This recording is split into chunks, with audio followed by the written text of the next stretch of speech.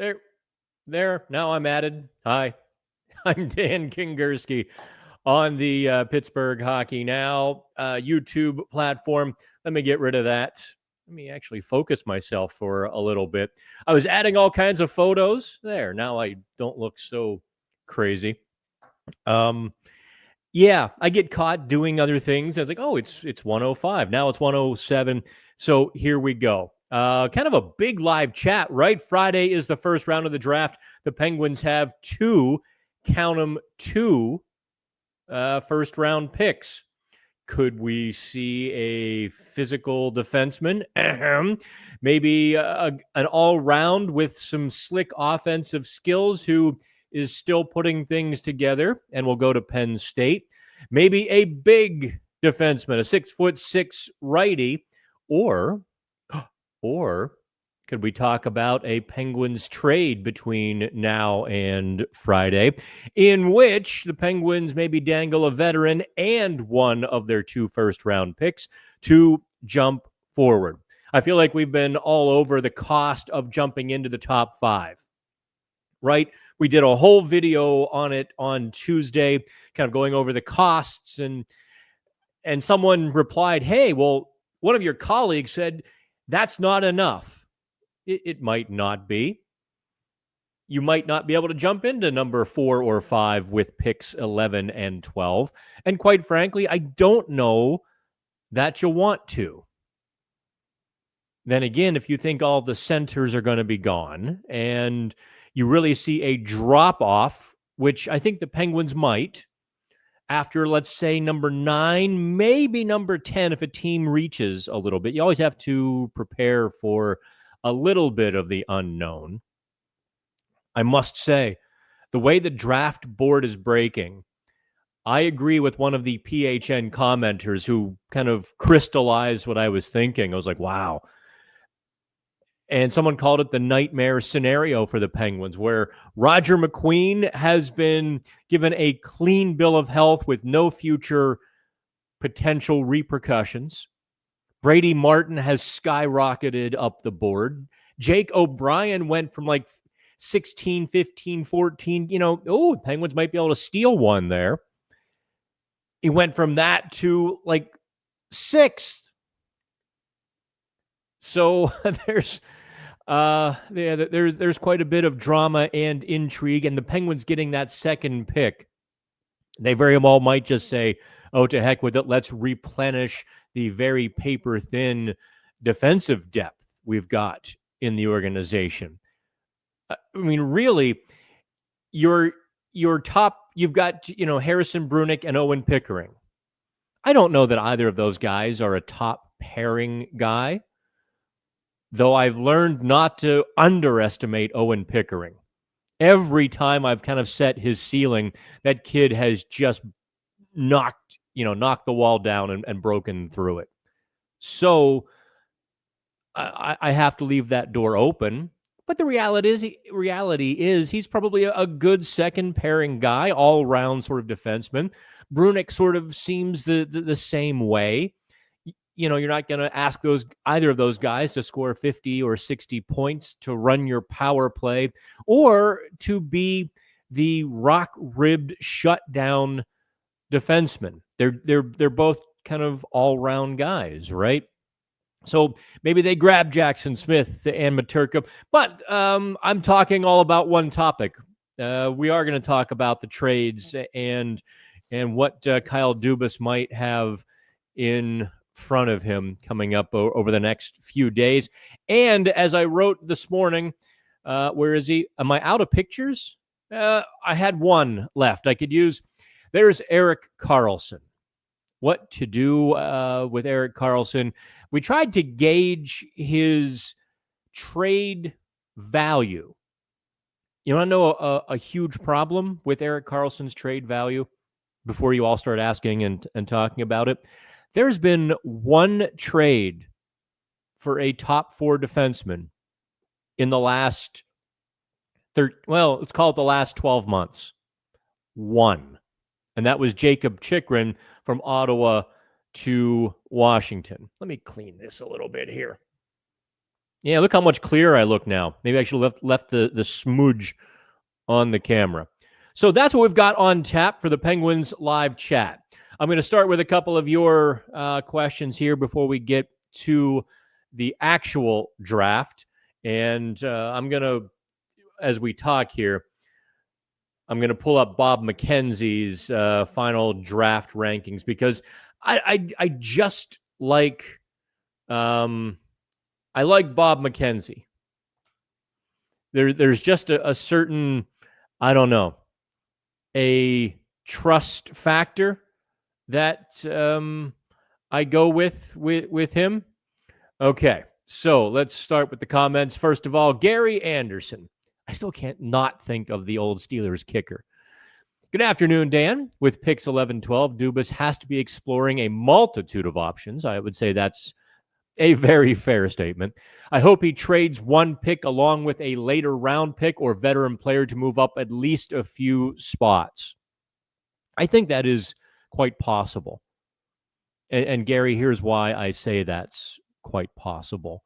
Is because Boston and Seattle want to get better. So does Buffalo, quite frankly. Buffalo has a myriad of prospects. Buffalo has, Rochester is full of young centers, and the Sabres NHL roster is full of guys 26 and under. By the way, and yet they're not winning. For all of you who pounded the table, you need young players. Just because they're young doesn't mean they are better. There is still a culture. There is still so many guardrails you need to put in place for your team so that those young players progress and develop and truly learn what it is to win. I dare say that's Buffalo's biggest problem is they have no idea how to win. They really are lacking that culture and leadership. But I don't want to get off on the Sabres tangent.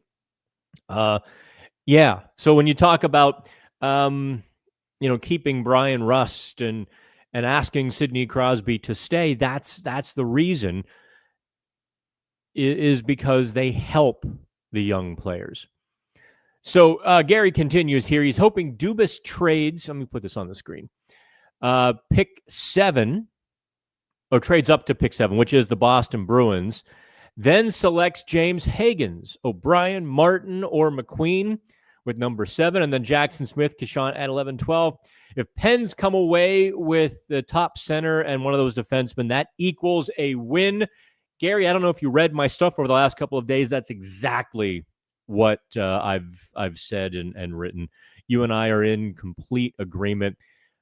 I tend to think that Boston is going to hang on to number 7 now. The reason for that would be James Higgins. But I mean, Don Sweeney can't be stupid, right?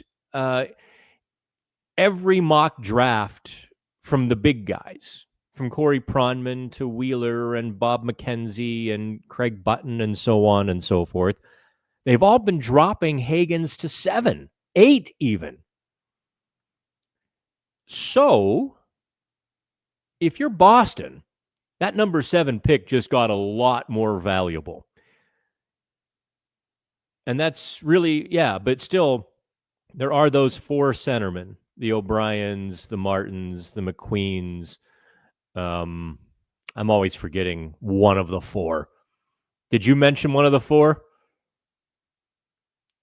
There's another one beyond Higgins that I had also circled, and forgive me, it escaped me. Yeah, if they get one of the 4 centers and a defenseman, 11, 12, Kyle Dubas can go ahead and pop the champagne wherever the Penguins draft is going to be held and call that a pretty good night. No question about it. The Rotten Egg, stick with picks 11 and 12 because Atchison and McQueen will probably still be available. Atchison will. Atchison. Yes, he will be available at number 11. McQueen? No. Once he got that clean bill of health, his stock skyrocketed. He went right to near top 5 selection. No joke. That's one of the reasons that Higgins has dropped is because McQueen sort of jumped forward and Brady Martin jumped forward. I don't think McQueen is there at 11. If he were, I wouldn't even bother picking up the phone. I would run. Or actually, I guess you have to pick up the phone to draft this year. Or maybe they'll have an electronic selection, like a Yahoo Sports draft, fantasy draft. You put your players in the queue and you select. I don't know how the NHL is going to do all of that. So the Rotten Egg, who is going to watch development camp? Absolutely. I'll be there. Please stop by and say hello. Jay, I am going to the draft on Friday. Oh, at the Peacock Theater in Los Angeles. Couldn't be more excited, even though I'm sure it'll be a disaster from an event perspective, but I don't care. I've been watching prospect footage for months. Jay, can I tell you something? The NHL is still putting it together. No joke. The Penguins are still putting their draft night together. No joke. I think for television purposes, it'll be just fine. How hard is it to put 20 prospects in a room or have them seated at very specific locations and then film them as they get called? They go up on stage. Although, teams are not sending big name personnel. A couple of the Penguins PR people, as far as I knew from, this is from April, like one PR person will be there for each team. I highly doubt they're going to have the Penguins PR walk up on stage, national television, and hand him a jersey. They have to have something, right? Maybe it'll just be Gary Bettman handing a jersey to each kid like the NFL does. I don't know. You'll have to report back next week, Jay. I'd be very curious to see how this goes in person. And yes, it could be an all-time disaster. Brandon. I'm Brandon. How are you? All right, last one here before we get to the actual draft talk. Hey, Dan, I watched your video yesterday. Do I think we should use EK as a way to move up in the draft? EK and 12th overall for the 4th spot. We might have to retain some salary. I think you are vastly overestimating what Erik Karlsson is worth. And I wrote this morning, and let me link to it right now. I guess I should, fact, show you what I'm going to link or going to show you here on the screen. But the title of the article, very simple. You can see I've been shopping for watches. The ads pop up. Whenever I do something good, I reward myself. And I haven't done anything good in a while. It's been actually a couple of years since I've snagged a new time. Well, 1 year since I bought a new watch.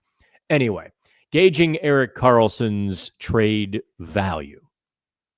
This is very important.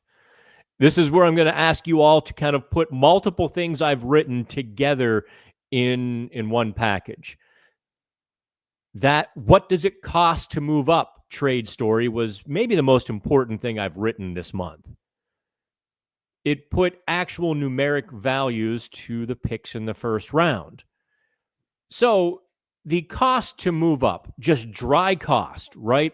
The computerized fair trade really would be 11 and 12 for number 4. 11 and 12 are worth about 61 points. The number 4 pick worth about 55 points. What those points really mean, I have no idea. No one does. But, if you're scoring at home or by yourself, that's what it is. And then you pay a premium, of course, for the privilege of moving up. And I don't think 11 and 12 is quite enough of a privilege for number 4, but let's just say that it would be. So Erik Karlsson would then have to be worth, in your trade scenario, have to be worth about the 10th or 11th overall pick. Erik Karlsson is indeed not worth the 10th or 11th overall pick. No matter how much salary you eat, I don't see a 35-year-old defenseman pulling the 10th pick. If he were coming off his Norris Trophy season and he were playing gangbusters, if he played for the Penguins as he did with Team Sweden, we might be talking a whole different kettle of fish here. But we're not. We're talking 2 years of substandard Erik Karlsson.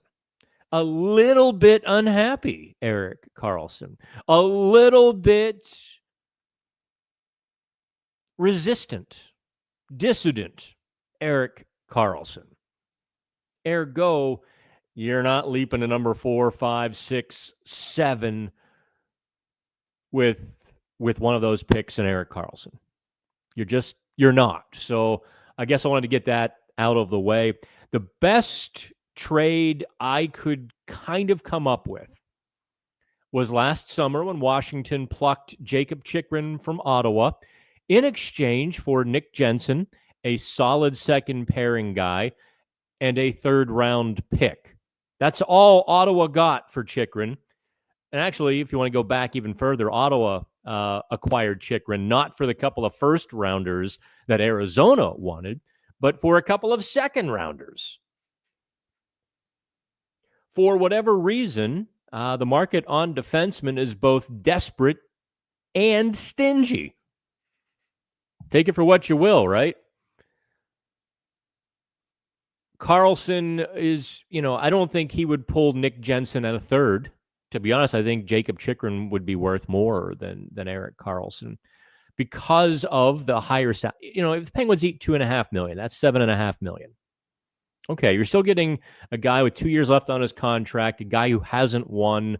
There's drawbacks, and you're rolling the dice a little bit with Erik Karlsson, hoping he's happy with your system, happy with your coach, happy with his role, so on and so forth. And all of those things sort of just eat away at the desire to acquire the player. I like Erik Karlsson very much. Honest to God, if I could put 10 of him on the Penguins, I would do it. Covering him is actually a little bit of, it's fun. He is interesting. Although I would say probably a few days after I asked him about the trade, hey, would you go in there? And then somebody else read my, kind of saw the story blowing up and somebody else went for a bite at that apple. And after that, he really stopped talking as much. Used to be available every day. And then he kind of was like, okay, I know where this is going. And he diffused the situation by diffusing us as a whole, not PHN. PHN actually got the story. Okay, here's that story on Erik Karlsson. Erik Karlsson trade value. There. I've just posted that comment. Let's go back to, okay. Assuming the Penguins keep both first-round picks, over or under 50% chance the Penguins draft one forward and one defenseman. I would say that's almost a guarantee that they get one of each, right? Okay, draft time. Because I'm going to use elite prospects here. I'm going to share the screen, and we are going to talk about, I'm going to use Bob McKenzie's rankings as a bit of a barometer. This wasn't a mock draft, mind you, but rather the rankings. So Frondell could go third, Misa could drop to fourth, Porter Martone could be, dropped to fifth, Caleb Denoyer could go up. But you see there, all the centers gone by 9. Roger McQueen, boom, Martin, Hagens, O'Brien, just boom, boom, boom, boom. The guy that, the fourth center might be that Cole Reshny from Victoria down here. McKenzie dropped him to 19th, but he had 92 points, 26 goals. It would not be a reach if the Penguins felt they needed a center to get him with one of their picks. Just I don't think it would be a reach to do that. Okay, so there you see the rankings, all the names you want, all the names that were supposed to go to the Penguins a month ago, Jake O'Brien and Brady Martin or Roger McQueen, they're off the board. It really did get to be a run on centers in every mock draft that people were doing. So let's talk about a few of these kids. I think this was the guy that we had circled originally. Mature, polished, really, he can skate. He's got some offensive upside. He's also got some defensive deficiencies. He also is I don't want to say careless with the puck. That's not the right word. He has to get better with his decision-making. He's not opposed to blasting away a shot into a crowd, and it gets blocked by the forward, and all of a sudden the defensemen are on the short straw. That's kind of, that's bad news. If you're getting a lot of shots blocked, and he had an inordinate number or inordinately high number of blocked shots and a high block shot ratio in junior. So that's a problem. Like you wonder, you hesitate. And that's why picking, 11 and 12 is a little bit of a crapshoot, because these are the guys who have real drawbacks. But I'll tell you, I enjoyed his poise and his confidence at the NHL scouting combine.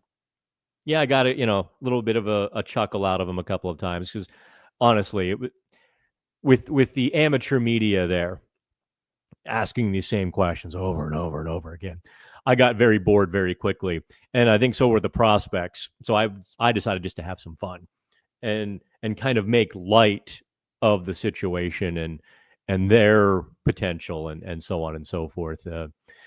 Anyway, he's going to Penn State, so he will be eligible to turn pro next summer. You have to like that. I think that's the right gamble. Here is the polarizing prospect you guys went nuts over. Kashawn Atchison. I was shocked at the number of detractors that this kid had. I mean, he gets around for a big guy. He's a little bit bulky. He loves the open ice hit. He loves to take somebody's head off, and he's also not afraid. He sees a center driver. He confronts them. He blunts their center drive or gets them at the net, and he battles, and he's big enough to do so. 55 points in 62 games, I believe, were the numbers this season. Pretty good numbers, right? So he's got some good passes. He knows how to move the puck. Tell me again what was wrong with him. I was shocked at how many people didn't think he would translate to the NHL. Y'all do see where it's going, right? You all see who's won the Stanley Cup the last couple of years, who's won the Eastern Conference the last 3 years. In reality, who's won the Eastern Conference the last 5 years. How gritty Tampa Bay is. Tampa Bay doesn't shy away from the physicality. They don't have as much, but they certainly didn't eschew it. Washington, 2018. So if you look at the last 7 years, 6 of the Eastern Conference winners have been able to rumble. How do you not look at a defenseman like that a little bit wistfully and say, oh, that makes sense? It does to me. The guy that you noticed on Bob McKenzie's rankings, Radim Materka, rated 9th overall. I'm going to go ahead. Listen, good kid. He's only 17, 6'6" already. 6'5", 6'6". It doesn't, I'm sure it's fractions different depending on who rounded up and who rounded down. The reason I kind of don't like Materka as much And I might disagree with the Penguins wholeheartedly here. They might be super high on this kid. He doesn't do anything exceptional. He skates well enough, moves the puck well enough, he defends well enough, he does everything well enough. And being 6'6", obviously, he's going to have some physical gifts that you can't teach. But there's just, I don't know. If I'm rolling the dice on a kid, I want to know that if I hit it, if I get it right, I could get something of impact, like a real impact player, top pairing defenseman, top 6 forward. That's what I think you should be shooting for. Now, it seems the hockey folks disagree with me, and they like his steadiness and his almost, very high floor, even if there's a lower ceiling. They seem to be really geeked on that. I think Smith and Atchison would be the two ways I go. But that's me. I'm giving you my opinion there. I do like the trade-up idea, and if one of the centers is there, you jump all over him. Like if McQueen were, I realized I wasn't sharing the screen. Go back to the rankings there. If McQueen were to slip, I'm jumping all over that, right? I'm not even thinking about it. I don't know that Eklund would be the way I would go unless, if he slipped and all the centers were gone, then I take Eklund. But I don't take him necessarily, or I don't endorse him wholeheartedly, only because he's a winger. And I think it's easier to find wingers via trade, free agency, than it is centers or defensemen. All right, that is my draft talk. That's my TED Talk on the Penguins draft. I'm curious. I'm curious where a lot of you lie. We've done a lot of work. Go to the PHN prospects page. Let me link to that here because we put all the videos up of Jake O'Brien and so on and on and on and on. Here, I'm going to pop this in here. Penguins prospect page. And if you want to go further back, you can see my Wilkes-Barre Scranton coverage of Tristan Brose and Harrison Brunick and Sergei Murashov and down the line. That's all on the prospects page. Let's go to Edward. If the Pens do any spending in free agency, they're not. Would it be $3 to $4 million per for a left-handed defenseman? Well, I suppose, Edward, to answer your question, depends on exactly which left-handed defenseman or which left spot are you trying to fill. We talking top pairing guy? This summer it's going to cost more than $4 million. You're not going to get another Matt Grzelcyk for what did Grzelcyk make? $275.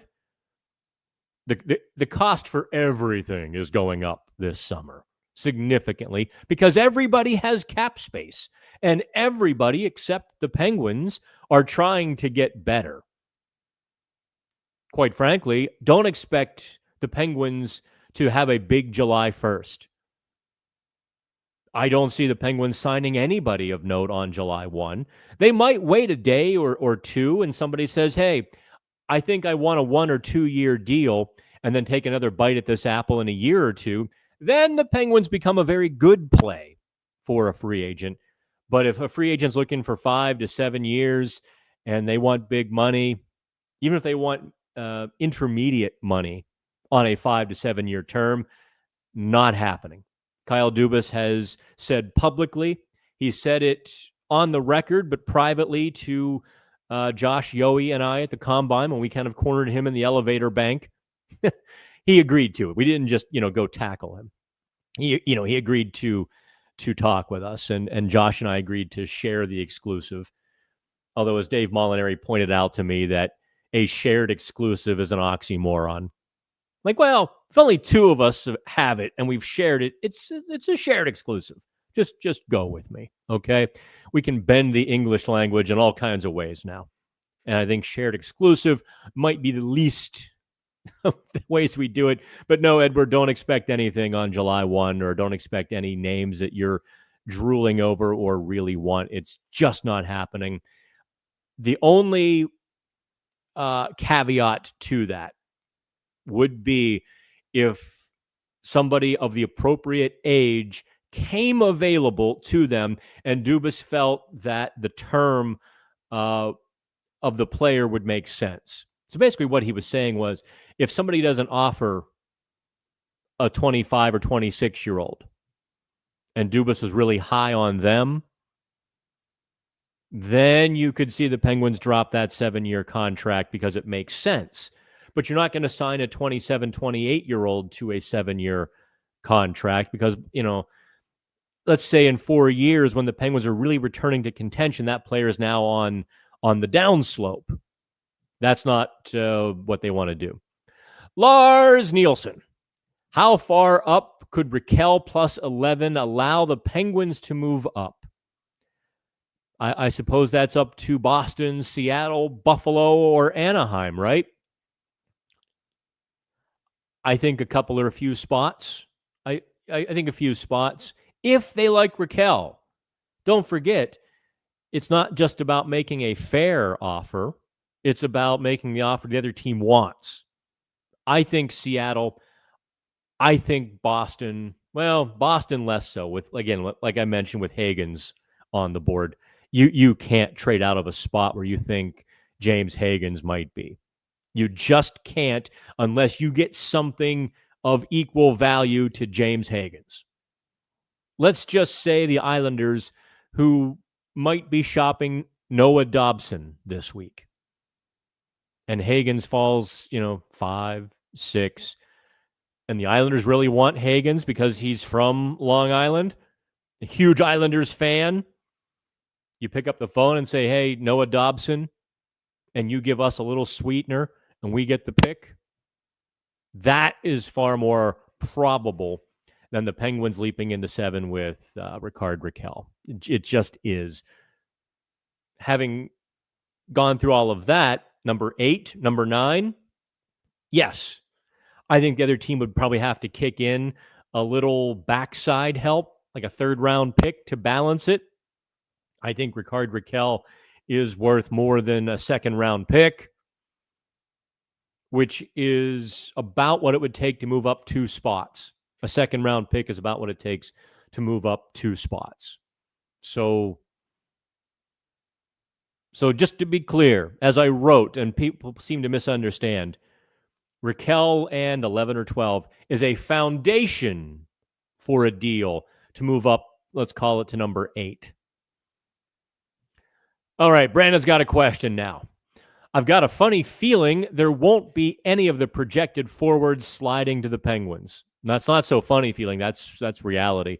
Do they play it safe and grab 2D? Would that accelerate the rebuild or slow it down? Actually, Brandon has an astute point there. Defensemen take 4 years to develop, 3-4 years. A couple more years in junior and a year or 2 in the AHL. I mean, let's assume. Let's look at Owen Pickering. Still hasn't established himself in the NHL yet. He was the 2022 first-round pick. So he's working on 3 years. And actually, as Kyle Dubas admitted, they weren't going to call up Pickering. They weren't going to call him up, but Philip Kral and McDowell and who else? I think Dan Renouf was also injured. Everybody was hurt in Wilkes-Barre, and they just went down the list, and Pickering was the top guy who was healthy. That's how Pickering got the call up.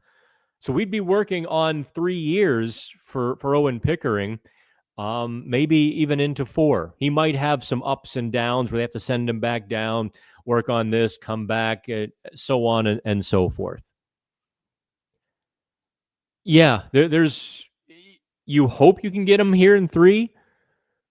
I don't think it slows down the rebuild, but it certainly if you drafted 2 defensemen, you certainly would still have that hole in the middle, as well as a lack of tangible production from the 2025 draft for at least a couple of years. Then again, maybe that helps the rebuild because you're not going to be as good. Maybe that helps. It's all such conjecture at this point, isn't it? Jake Bacon. Do I think we trade the 12th overall pick? I think anything's possible. Today, Wednesday afternoon, I think anything is possible. Gable Fisk. Hey, Dan, do you have any thoughts on Lyndon Lakovic? I watched his dad extensively with the Las Vegas Thunder of the IH. I had no idea he played in the IHL. I hear he's like dad with a way higher skill level. I haven't spent much time with him because he really is ranked in the lower teens, or I should say the higher teens. Like he's a 15 to 20 projection. So I haven't spent any time watching film on him. I do know the scouting reports. I did talk to him at the scouting combine. And I will tell you, he was probably the most reserved, quiet, maybe a little nervous of all of the prospects. Like he was really kind of talking like this, he was, well, yeah, 1 and 2 word answers. Yeah, no, it was really tough. I'm glad to be here.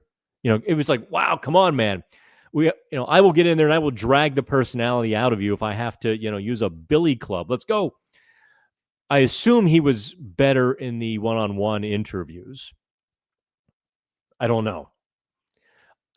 But yeah, I apologize that I don't have more on him. Oh, there's more Lyndon Lakovic. Very Dubas Clark-esque pick, whatever that means. Well, I will say this. Wes Clark has been a guru for about 3 years running. We're talking in the second round getting Matthew Nice, Fraser Minton. Those are second-round picks that were home runs for Toronto. They also picked up Easton Cowan at number 30. I don't know if you guys are familiar with Easton Cowan. He's become a beast with London of the OHL under Dale Hunter as coach. That kid, when they let him into the NHL, is going to be, maybe he's a third-line center. Maybe not a number 2. Maybe he's a third. I don't know where his ceiling is. Regardless of which spot he takes, he's going to be an impact guy. He's one of those 15-goal, broad-shouldered, hurt-you third-line centers that have become oh so rare. Toronto's got to be loving this kid. And they almost made the club last year.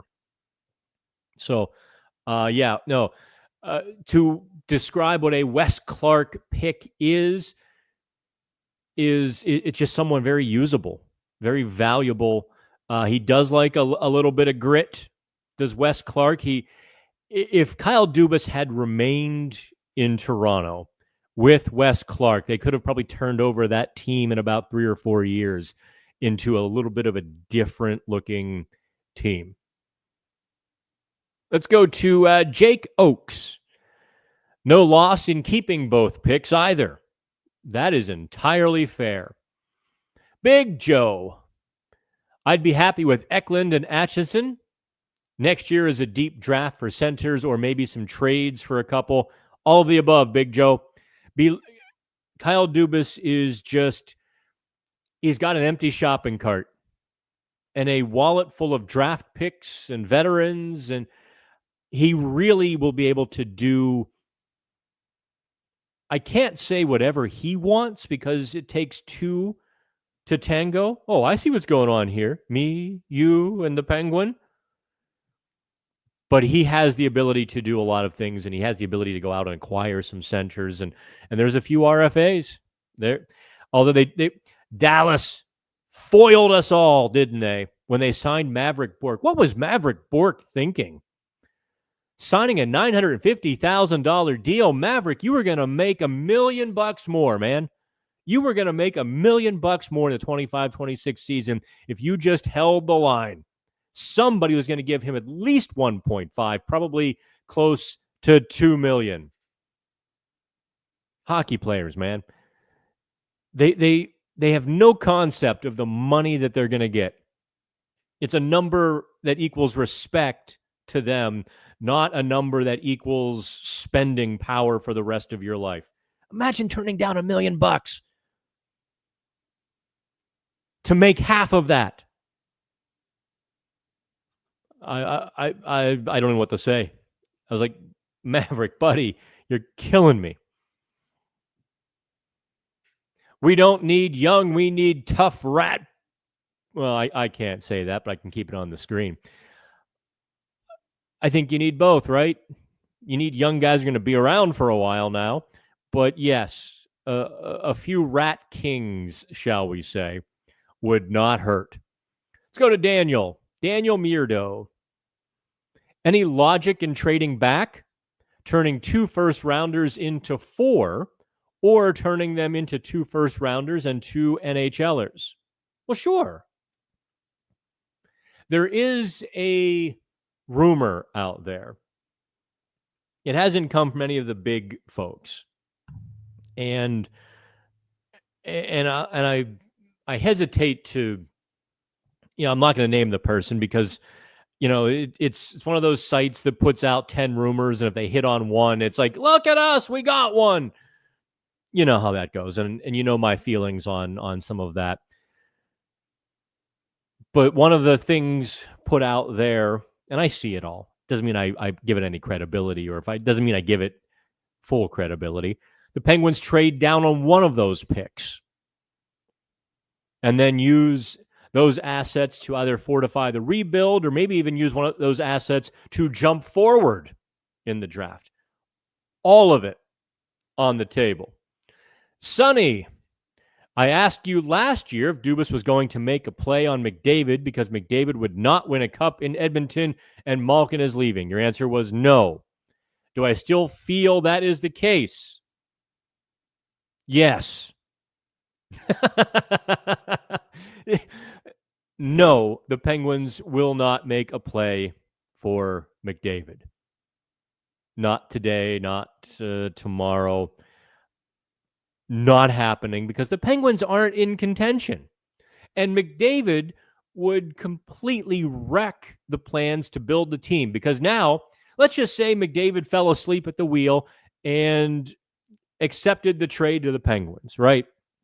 Let's go with the full-on reductio ad absurdum and take this to its logical, kind of illogical conclusion. Now the Penguins are too good to get high draft picks, but not good enough to win the Stanley Cup. What do you do with McDavid at that point? At that point, Sidney Crosby will have retired in, let's say, 3 years, and Malkin is gone, and Letang is gone, and Karlsson and Rust are gone, but you've been too good to replace them. So, yeah, it just doesn't work out. Sorry, Sonny. I understand completely wanting McDavid. Yes, but Michael Hodgson, I like your post about trading Graves to Chicago for Bertuzzi. Well, it was more of a story or an article. I don't blog. I get what you're saying. And Karlsson to Carolina for Kotkaniemi. That one I really liked because that fits Dubas with his plan to get a younger and bigger player. Michael, that is my favorite. If I could do anything for the Penguins, if I could wave a magic wand for them this offseason, Karlsson for Kotkaniemi would be what I did. That would be the magic wand that I wave. The Penguins wouldn't have to pick up any salary, I don't believe, because I think Carolina would love to unload Kotkaniemi's salary.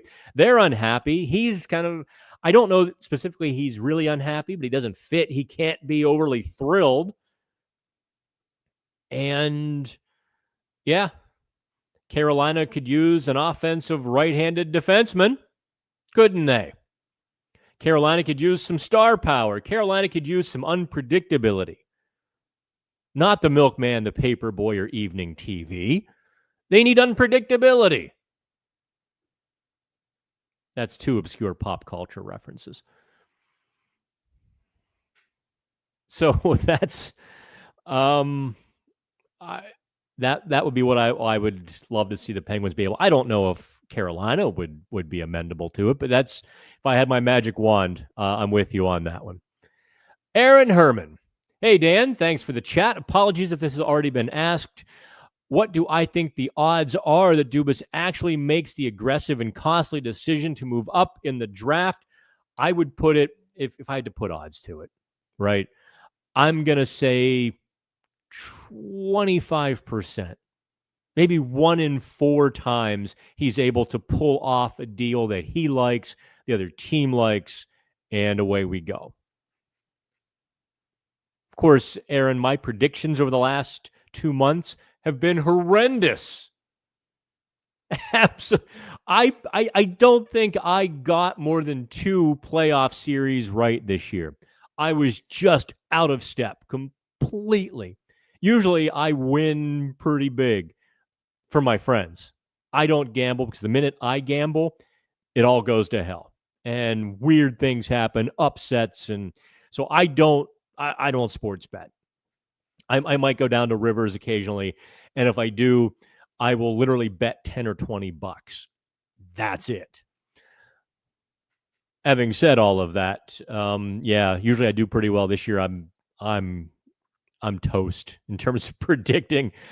Not since I forecasted the last 2 predictions I got right were that Tristan Jarry would get waived within a day or two, and I was actually right on the money with that one. And I started calling Mike Sullivan into question a couple days before Kyle Dubas made that move. Since then, everything I've said is wrong.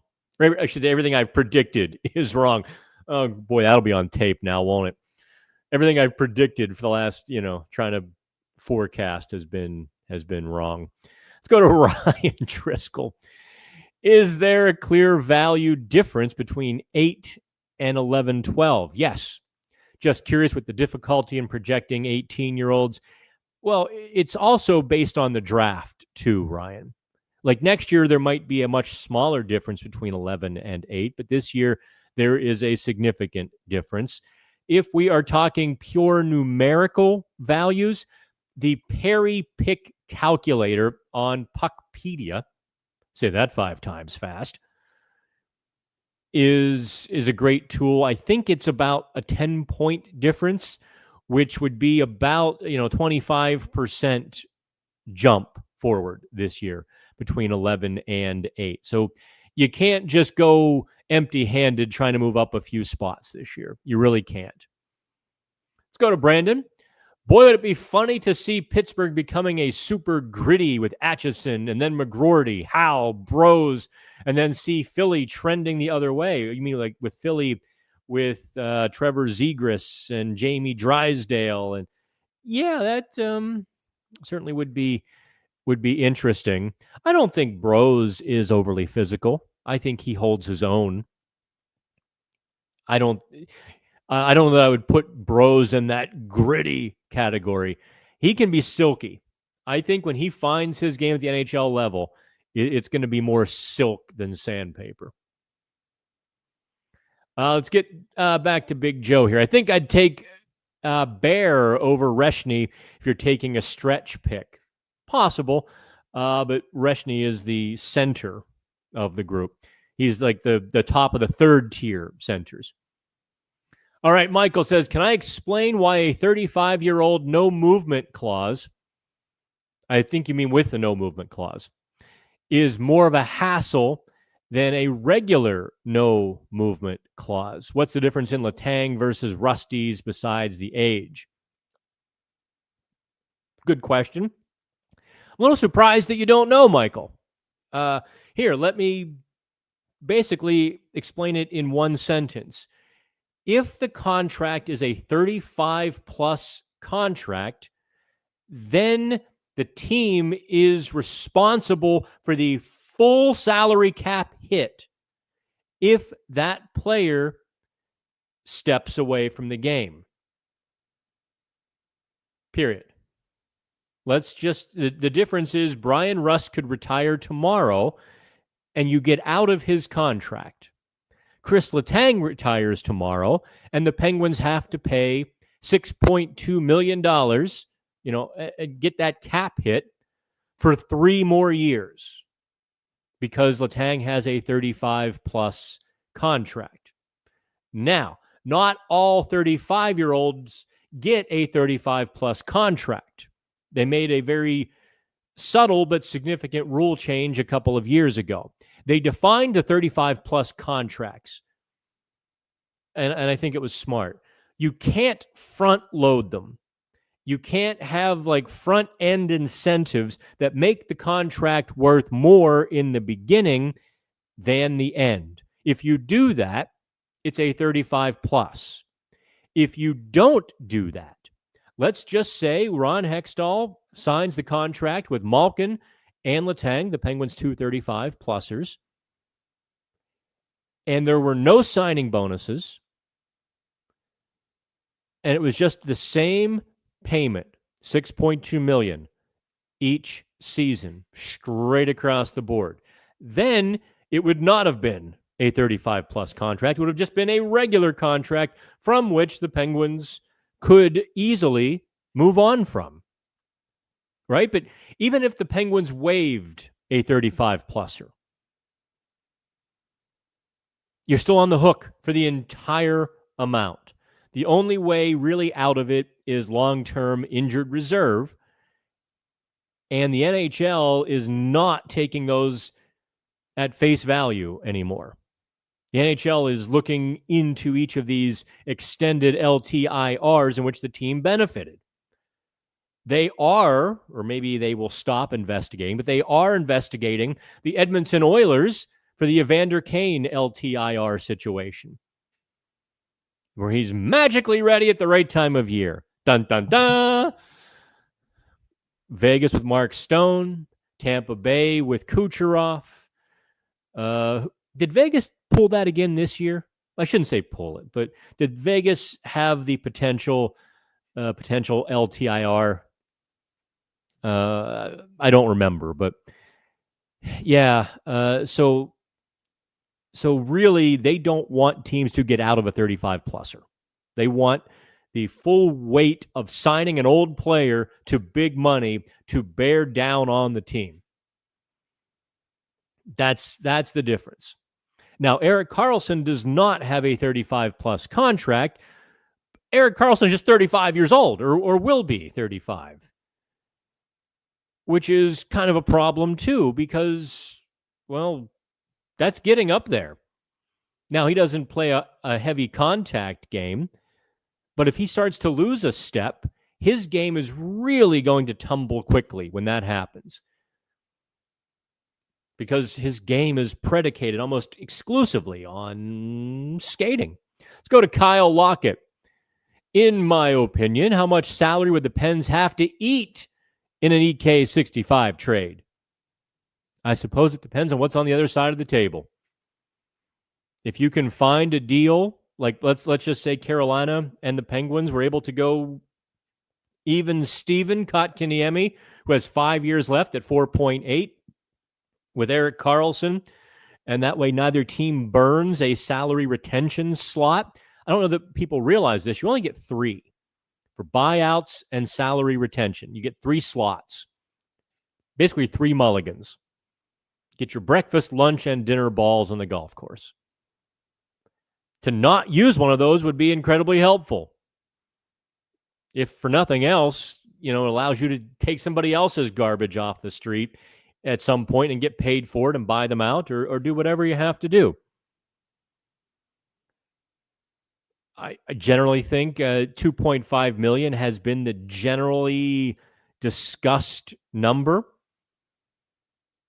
But if a team couldn't afford $7.5 million, but were interested in Erik Karlsson and offered more if the Penguins were to eat more. That should that would be on the table.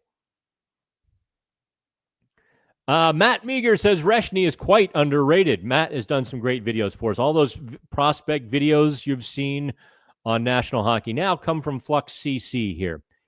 Reshny is quite underrated. He's very good defensively and had 75 points in the final 41 games this season. I didn't know that. One of the best second halves in the CHL of any player. I'd be happy if we took him. Yeah, he was up around that 10 to 13 slot. I don't know why he dropped back in a lot of the rankings to 17, 18, 19. I think it's the other rising players. And, hey, some guys just have a charisma. Some guys jump out at you on the film. And you're like, wow. Other guys don't. And then you get them on the ice, and you're like, well, this is a much better player than I saw on film. Actually, Owen Pickering is kind of one of those guys. Much better in person than on film. Brandon says Buffalo is not taking, or is evidently not taking calls on Peterka. Is Rossi still a possibility? Let me untangle you a little bit there on that rumor, Brandon. Teams are being told that Buffalo doesn't want to trade Peterka. They want to have a few more conversations. They're not taking calls on him. How's that? Does that make sense? If you call up and you've got a decent offer, Buffalo's going to listen. They don't want to trade him. But they also have to be real here in that he can just, depending on how unhappy he is. Kevin Adams, the Sabres GM, tried to spin it as a lot of misinformation out there. Okay. But then in the very next paragraph, he wouldn't take questions on Peterka. It's like, you can't do that.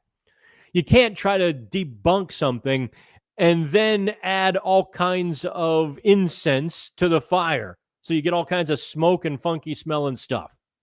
And that's exactly what Kevin Adams did. If I were the Pagulas, I might not let Kevin Adams talk to the press ever again. He just makes things worse every time he talks. Whether it's the palm trees and taxes quote or the Peterka stuff this week, I would be the same way. I mean, no slight on Kevin Adams. I would make things much worse. Jim Rutherford gets away with it in some instances because he's just so damn likable. But even in Vancouver, he's had to pull back. Anyway, I think I answered the question. JS, 2 questions. What is more important to the Penguins, taking on bad contracts on good teams to acquire future assets like Darnell Nurse, or recouping lost revenue over the last few years? Jay, I don't understand your question. What is more important? Taking on bad contracts on good teams.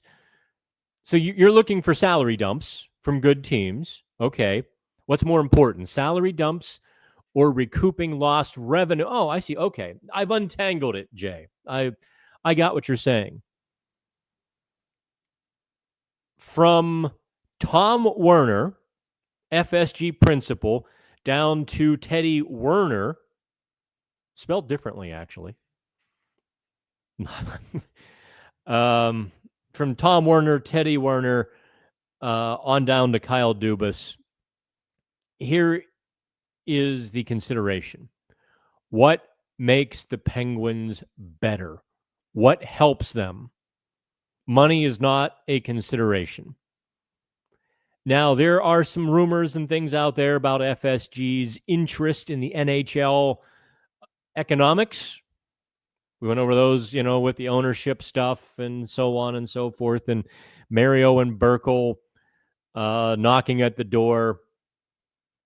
I don't know that that's been debunked, but I think it's been downplayed by enough people where Mario was interested, but I never got the sense it was urgent or active.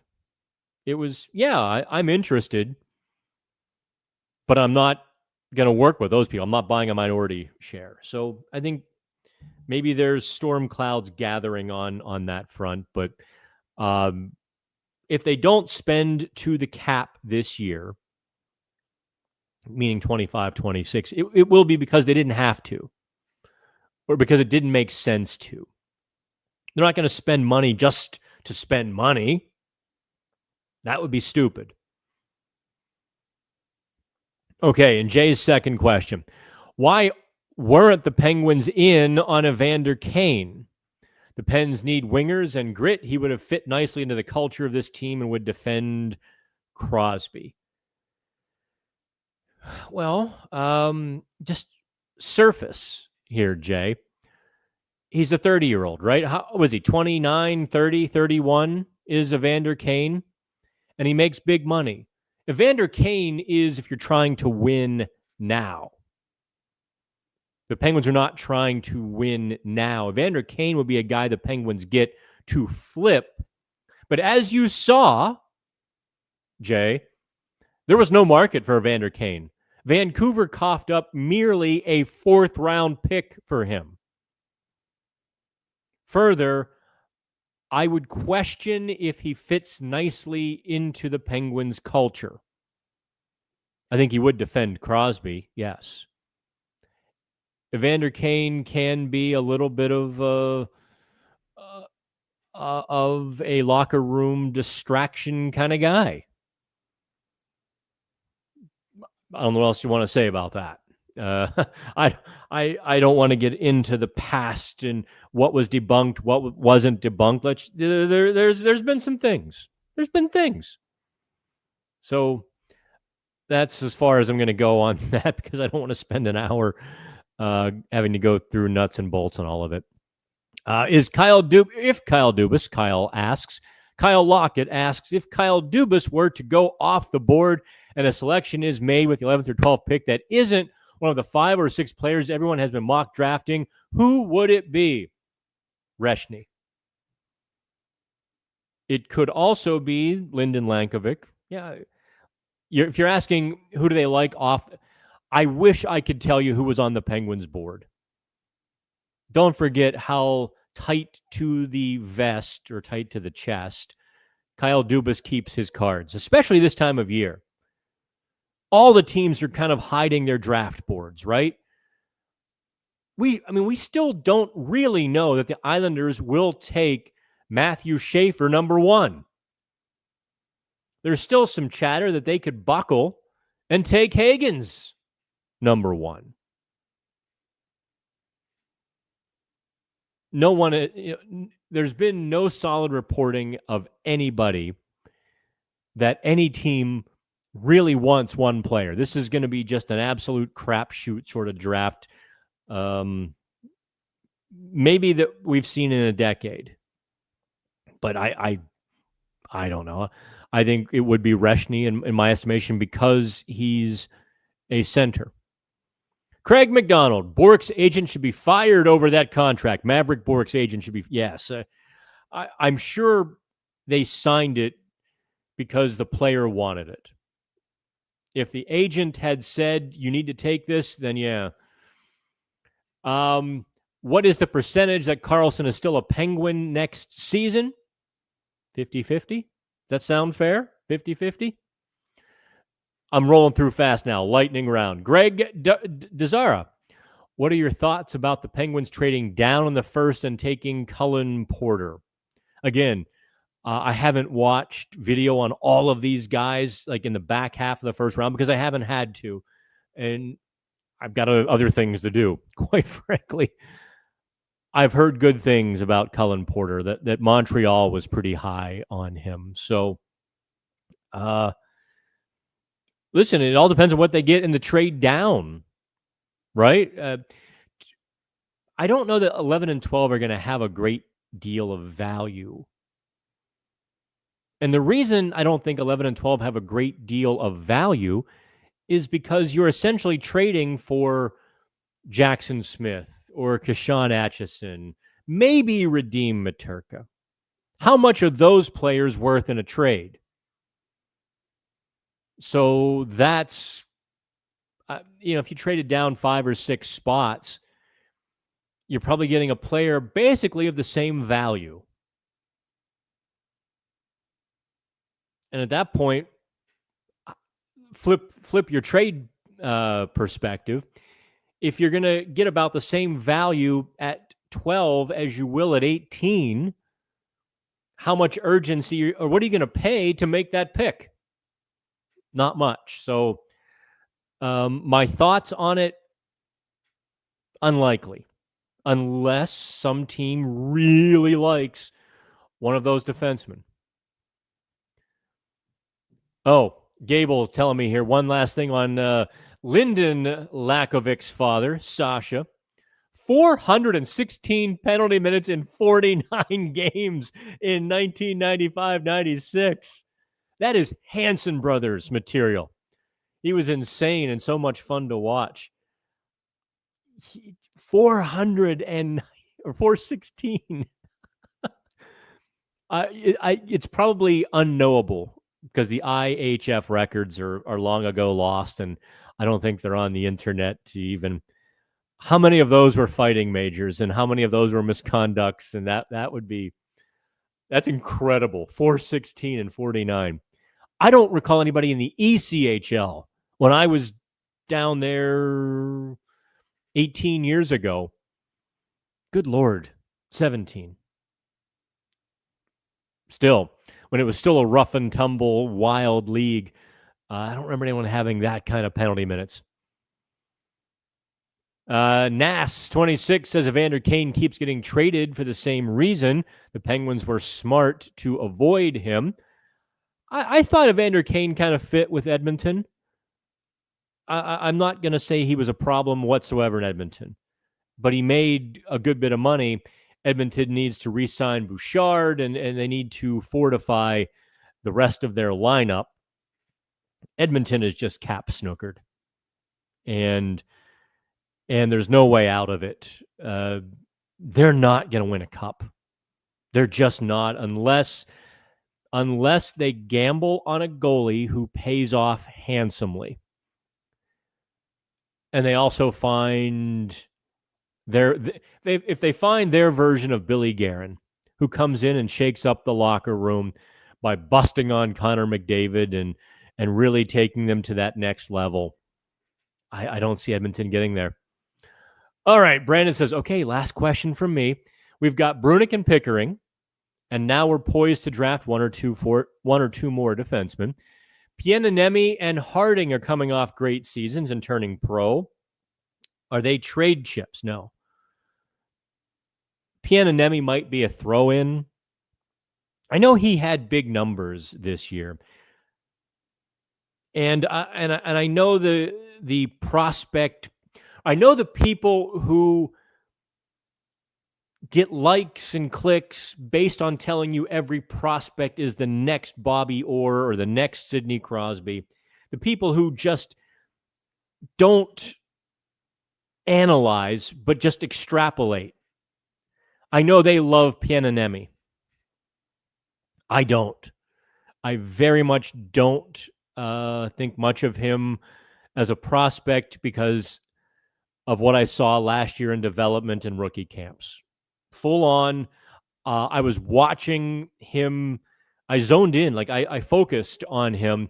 I was quite disappointed. I was like, because I kind of sounded that trumpet when they drafted him that they got a steal. I was on that side of the fence because he was very polarizing at the draft. They picked a third round, and there were people saying, wow, they got a diamond in the rough. Other people were saying this is one of the worst picks of the draft because people literally had Pienanemi from like the second round to not getting drafted. And so there was that, and I didn't see the things I'd want to see from a guy to make the NHL. I didn't see the burst. I didn't see the energy. I didn't see the snap. I didn't see the urgency. He was just a guy out there when I scouted him. He could grow. Hey, I downplayed Owen Pickering after the first few games I saw him. So things change with prospects. It's not a linear progression, or you don't just keep going up steadily. There's ups and downs, and maybe I saw him on a down. But don't forget to listen. Finn Harding was a 7th round draft pick. He played in Wheeling. If you have high hopes for a guy, you don't start him in Wheeling. All right, let's turn to, listen, anybody can develop. You never know when a switch flips, or they grow an inch, or they figure something out, or any of those things can happen. Look, Valtteri Puustinen got to the NHL being a 7th round pick. It can happen. It's just a mountain to climb. You don't get any benefits of the doubt as a 7th round pick. How's that? The Penguins should draft Materka and Bear if both available. Maybe. Let's see here. Let me get past Naz. You kind of bombed me here. You were dropping all kinds of comments. Let's get to Ryan. Does EK65 still have 2 good years left in him? Oh, I certainly think so. What kind of style team seems like a perfect fit? A team that wants offense from the backside and that has a defensive structure. Carolina. I thought he'd be perfect in LA, quite frankly. I'm not sure that salary cap wise he would fit in LA, but LA would be one of those teams that I circle. Columbus could make it work because they could use some offense from the backside. They could also use some star power and overall some offense. Let me try to get somebody here. Nick Robertson. Is Duvas having a pre-draft media availability? If he is, I don't know about it. In fact, I don't know where I'm going to cover the draft on Friday yet. No joke. I don't know where we're going yet. I don't know if we're going to Cranberry. I don't know if we're going to the arena. I don't know. I know they would like a public event, unless I was asleep and they've announced it and I completely missed it. Yeah. So if he does do it, typically general managers would talk after the first round or before day 2, when we were all gathered together in the big arenas. Let's see here. Snyder says the Graves for Kotkaniemi makes so much sense for both teams. If they want to buy out Kotkaniemi, it would be cheaper to trade for Graves and then buy him out. Actually, it wouldn't, by the way. It would be less years, but more money, because Kotkaniemi is only 24 years old. He's under 26, which means you buy him out at 1/3. You buy Graves out at 2/3. So actually, Graves would be a more difficult buyout. Just to correct that, even though I think your first sentence is correct, it makes sense for both teams. I think Graves could be a solid defenseman for the very structured Carolina Hurricanes. I think the thing with Graves, and you can't blame Mike Sullivan for this, because plenty of defensemen elevated their game with the Penguins over the last 10 years. But Graves just seemed paralyzed by having breakout choices. The if-then-else of the Penguins' breakout. Skate it. Pick this guy to pass it. Your short route, your intermediate route. All of these things were available, and it just seemed like he was frozen by those choices at the wrong moments. So on a you go here, you do this sort of team like Carolina, I think Ryan Graves at 6'4", 222 pounds could be a very usable piece for them. Any chance the Penguins offer sheet Matty Nyes? I don't think so, for this reason, Kyle. I think it's going to cost more than $4.8 million to do it. which means you give up your 2026 first and third round pick. If they can offer sheet him for under 4.8 or 4.6? It's about 4.8. Let's go with that. Just round numbers. If they can get it for the second round level, yes and hell yes. But I don't think they will. If Nice starts talking offer sheets with other teams, someone's going to give him 5+. Just no joke there. I think B. Snyder is taking me to task on the Piananemi. So rookie camp outweighs actual games and World Juniors under 20 championships. Was Piananemi that good in the U20s? I mean, really? Let's see here. Michael Penny. Rumblings here in Edmonton is that Stan Bowman is after the Pens pick 11 or 12 for Sam O'Reilly, the London Knights' first-round pick from 2024. I will look into it, Michael. That is the first I've seen or heard of that, and I am completely unfamiliar with Sam O'Reilly. Although he is I'm looking at him right now. All right, 6'1". That's good. 6'1", $190. Dude looks like he's 30. Good Lord. 71 points this year, 28 goals, plus 56. That's Dale Hunter. Man, he is building a factory in London. And he was taken 32nd overall last year by Edmonton.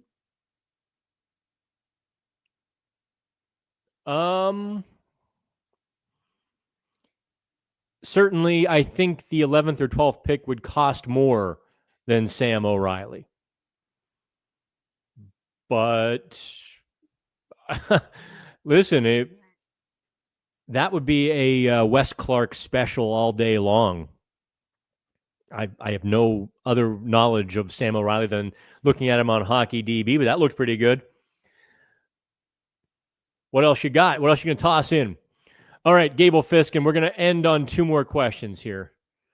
Since I mentioned LTIR enforcement, any thoughts on the legitimacy of Marian Hossa's situation? Seems to me it was a legitimate but tolerable allergy that made for a convenient excuse to quit. I can only tell you what I know on that situation, Gable, and I hate to go back into the weeds here. The NHL investigated that. The NHL was skeptical. I know for a fact the NHL was skeptical. Like, what the hell? You can't take a cream or, put some cream on. You can't take a pill and get rid of this. It was serious. Like, it was legit serious. They investigated. Actually, I think they flew over. Is he Latvian or Slovakian? Slovakia. They flew over to, meet him at his home, basically, and have the medical conversations. All right, and let's go to the last question here. Dun, dun, dun. Big Joe, I've got some meaty business to take care of. Do I think Todd Nelson brings any AHL names to the board for us to target in trades? Maybe players log-jammed in spots find a gem? Sure. I mean, I think it's getting harder and harder to find those guys because teams can scout so easily now. Teams, I mean, you think 10 years ago, and you didn't quite have the video, you didn't quite have it as easily accessible. You'd have to almost sit down and watch AHL games to really get that. And now, there is a service, of which I may or may not have occasional access to, where you can just watch a guy's shifts. Let's just say I wanted to scout Tristan Brose in Wilkes-Barre, and the service cost about like $3,000 a month, where literally I just search Tristan Brose and I pick like a handful of games, and it just ISOs him. It shows me each shift for Tristan Brose. And so it takes like 10 minutes, 15 minutes to watch his game. So you can knock out 5 games in an hour and really have a much better understanding. I mean, I remember, who did I scout when I was first starting Pittsburgh hockey now. I kind of made some bones by doing some scouting work. Marcus Pettersson springs to mind, and some other guys. Nathan Legare, Sam Poulin. I did scouting videos on, not quite like Matt Meager does, but I really, was diagramming plays. Okay, watch this, good and bad, and really breaking them down as if you were in the coach's room. That would take me days to do, to watch the entire bloody game and try to chart their, the shifts where I could see something that was transferable on the screen to you. Oh, that would take me 2 or 3 days. I'd have to watch 5 games, fast forward. And I would look for goals. I would look for hits. I would try to look for everything on the stat sheets to try to, shortcut my process. But now it's just click, watch, click, click, click. You're done. And you can even just pull those clips right. I wish it weren't so expensive, but I understand why it is. So that is... Oh, here's too good of a question. I can't end without this question. Jacob Graham, in your time covering the team, who has had the coolest, most unusual car, and what was it? I was told, and I never got to meet Brian Boyle because that was the pandemic year where we weren't in the locker room, we weren't talking to players. So I didn't get a chance to walk over and ask.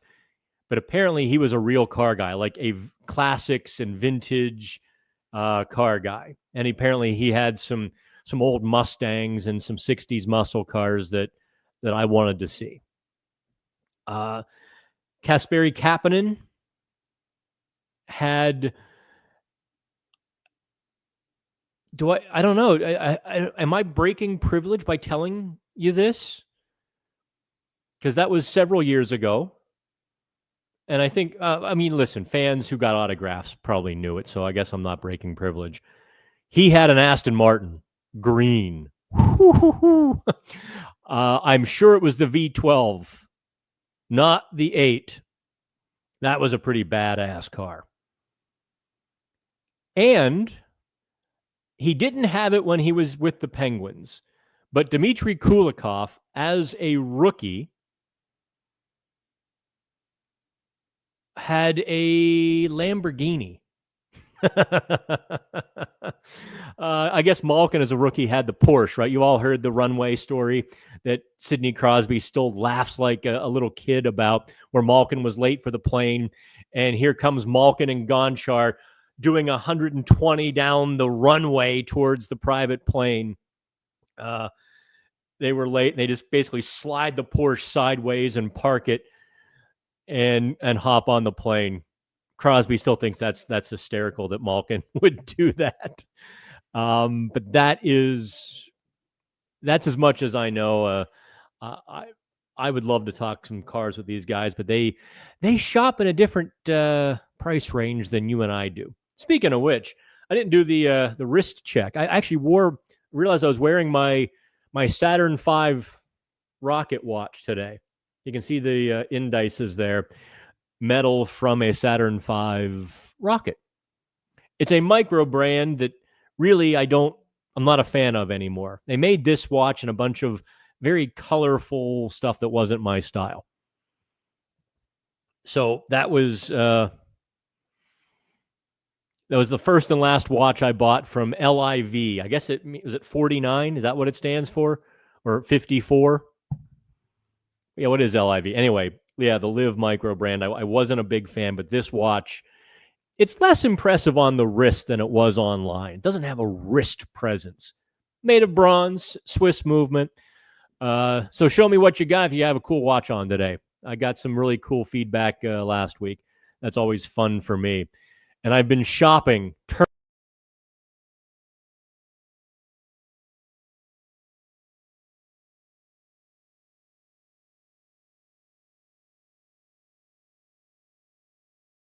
There I am. I've been shopping terminally, but anyway, if I get a new one, I've been looking at the Hamilton Aviator watches, the black with the little circle. I'm looking at those quite a bit and almost pulled the trigger this week. Okay, that's it for me. We're done. $1.25. I'm out. See ya. Have fun.